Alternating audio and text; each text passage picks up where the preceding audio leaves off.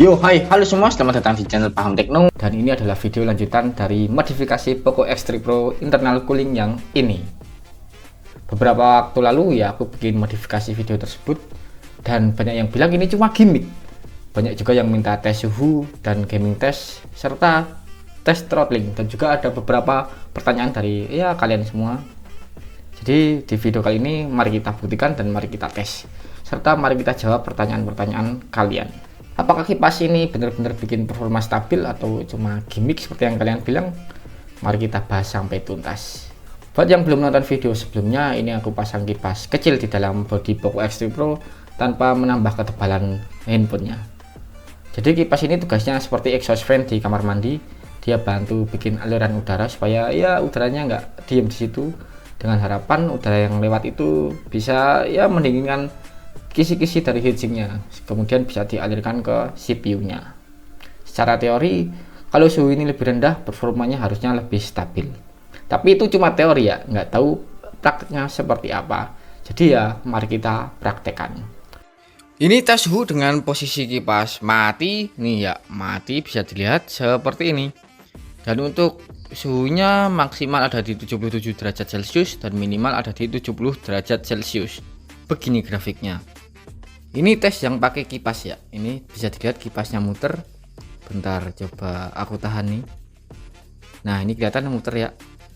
Untuk suhunya, suhu maksimal itu malah naik. Nyangka nggak lo kalau suhunya naik? Ada di 79 derajat dan minimalnya turun 1 derajat, ada di 69 derajat. Dan setelah pengecekan itu, untuk perbandingan hasilnya itu menurutku cukup aneh ya teman-teman. Ya nggak aneh sih, ya sedikit janggal aja. Untuk yang tanpa kipas, suhu maksimalnya itu malah lebih rendah daripada yang dengan kipas. Yang tanpa kipas suhu maksimalnya ada di 77 derajat Celcius, dan yang dengan kipas suhu maksimalnya lebih panas 2 derajat Celcius, yaitu 79 derajat Celcius. Ya sebenarnya nggak janggal-janggal banget sih teman-teman. Kalau ada peningkatan suhu, seharusnya itu ada peningkatan performa. Dan bisa dilihat ini untuk CPU speednya yang dengan kipas itu ada di 2169 MHz, dan yang tanpa kipas cuma 1411 MHz. Ya, perbedaannya lumayan ya. Yang dengan kipas itu lebih tinggi untuk speed CPU-nya. Kemudian lanjut dengan suhu minimalnya. Yang tanpa kipas itu dapat di 70 derajat Celcius, dan ini dengan kipas ini jagoanku ini suhunya lebih rendah 6 derajat Celcius, yaitu 64 derajat Celcius. Dan CPU speednya itu tetap lebih tinggi yang dengan kipas, yaitu 1411 MHz. Yang tanpa kipas cuma 1116 MHz. Untuk saat ini dengan kipas lebih unggul. Nah, tetapi kalau kita lihat di grafiknya, yang tanpa kipas itu lebih stabil daripada yang dengan kipas. Yang tanpa kipas itu ya cuma ya hampir rata lah ya. Bisa dilihat ini gelombangnya atau grafiknya itu ya masih oke lah, mendekati rata.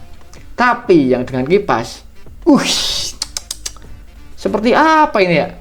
Seperti perosotan. Ya performanya tidak sestabil yang tanpa kipas. Ya cukup mengecewakan. Ini untuk teoriku ya.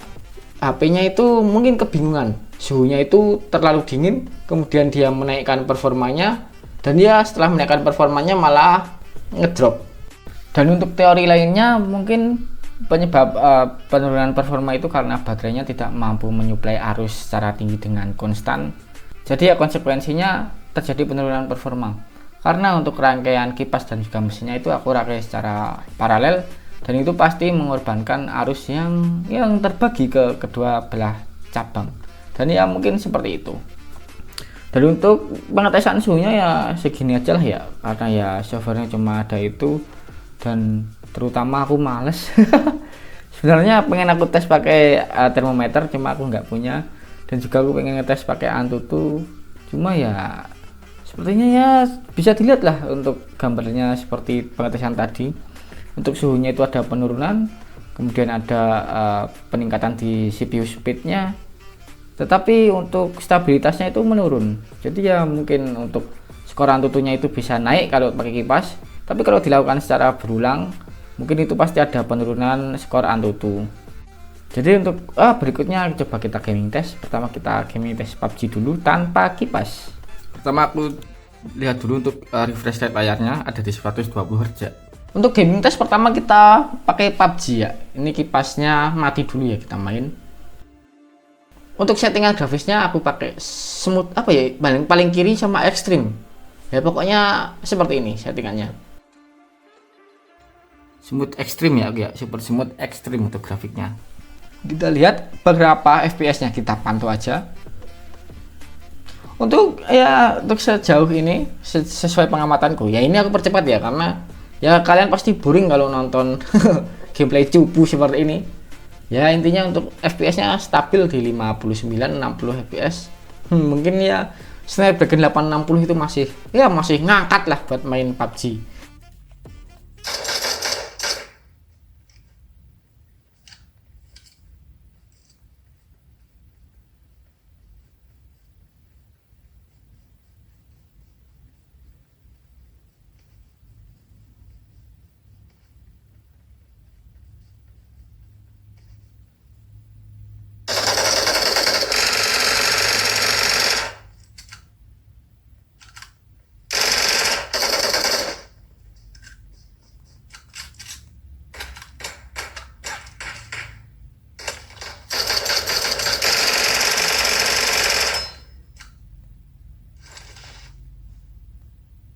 Dan untuk suhu CPU-nya itu gimana ngeceknya ya? Ya aku nggak bisa ngecek suhu CPU-nya.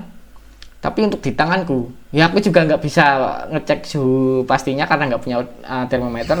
Tapi untuk ya gambaran aja, untuk di tanganku ya anget-anget wajar lah seperti Poco X3 Pro pada umumnya. Kemudian kita coba dengan kipas. Oke, sekarang kita nyalain kipasnya ya buat ngetes yang dengan kipas nih. Nyala ya, ini aku, nah ini berhenti, ini nyala. Oke, kemudian buka lagi babajinya seperti tadi. Lubang pembuangan menghadap ke atas karena udara panas lebih ringan daripada udara dingin. Jadi ya begini, udara dingin masuk disedot set, jadi panas kan ya, karena prosesor dibuang set. Nah karena bantuan itu tadi, udara panas lebih ringan dari udara dingin, jadi langsung keangkat, langsung naik otomatis. Jikalau kita makainya kebalik nih begini ya, udara masuk nih set, jadi panas set, turun karena udara panas lebih ringan dari udara dingin. Nah waktu ditiup itu nggak maksimal karena ada yang beberapa yang ya karena lebih ringan lah ya, turunnya lebih susah. Jadi ada yang mungkin turbulensi atau bagaimana, saya kurang paham ya. Intinya secara basic teori seperti itu. Untuk handlingnya ini nggak kena tangan sama sekali ya. Buat gambaran.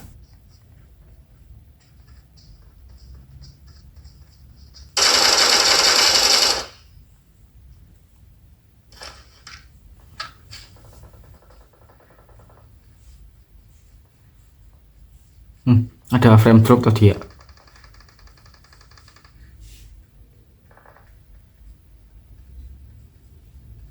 Ada frame drop tadi.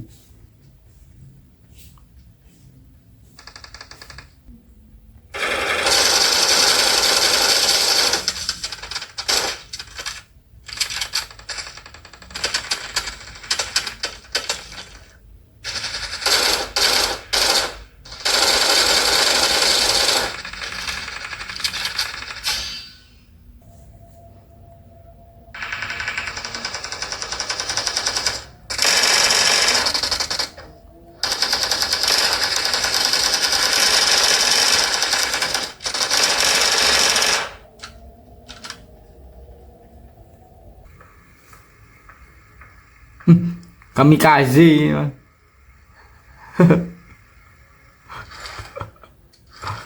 Untuk dengan kipas itu FPS-nya sama ya, tapi ada beberapa frame drop ini ya, hampir sampai di 56-54 fps.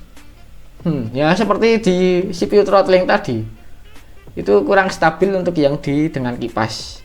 Nah secara teori, ya gambaran kasarku mungkin arus dari baterainya itu kurang karena ya terbagi untuk kipas dan juga untuk mesinnya. Mungkin ya itu cuma teori dariku. Kemudian untuk suhu permukaannya di tangan ya, itu ya tetap anget-anget seperti biasanya, cuma ya sedikit lebih nyaman lah dipegangnya.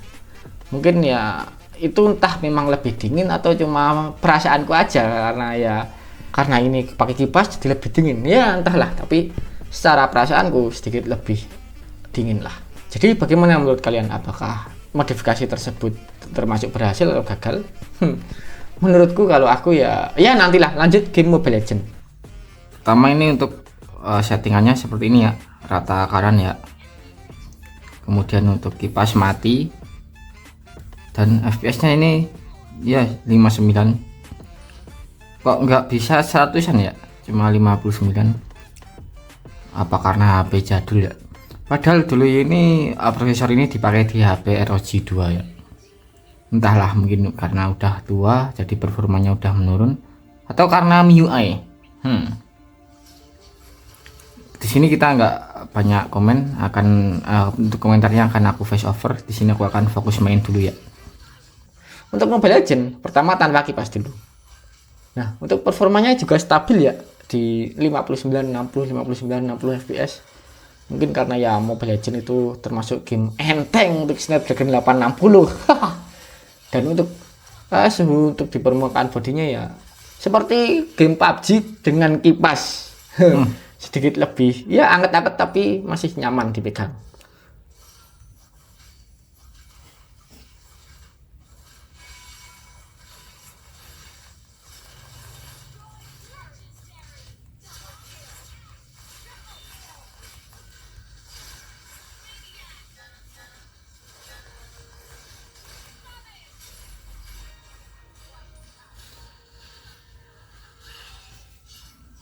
Kemudian lanjut yang dengan kipas. Oke, sekarang kita main lagi dengan kipas nyala ya. Ini kipasnya aku nyalakan. Nih, saklarnya ada di sini. Nah, ini nyala ya. Nih. Oke.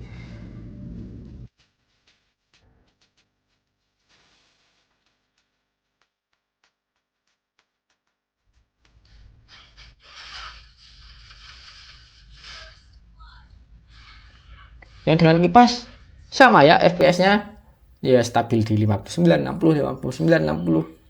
Mungkin ya seperti yang saya katakan tadi, karena game Mobile Legends itu sudah terlalu ringan untuk Snapdragon 860. Untuk suhunya sama aja sih menurutku ya, nggak ada beda jauh ini.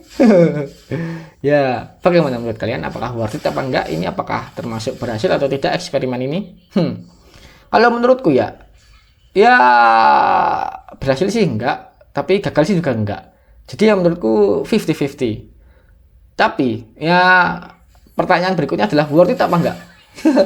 Ya menurutku enggak worth it, karena ya effortnya itu super effort, modalnya juga lumayan. Kalau di total aku habis hampir 500.000 untuk modifikasi ini. Kemudian untuk ya penurunan performa di PUBG Mobile ya menurutku cukup mengecewakan ya, kok bisa frame drop seperti itu. Dan ya aku itu bukan pemuja FPS tinggi, aku pemuja FPS stabil. Jadi ya menurutku mendingan kalian nggak usah lah modifikasi seperti ini, FPS-nya malah turun. Dan ya kesimpulannya menurutku ya modifikasinya ini nggak gagal, nggak berhasil, 50-50, tapi nggak worth it.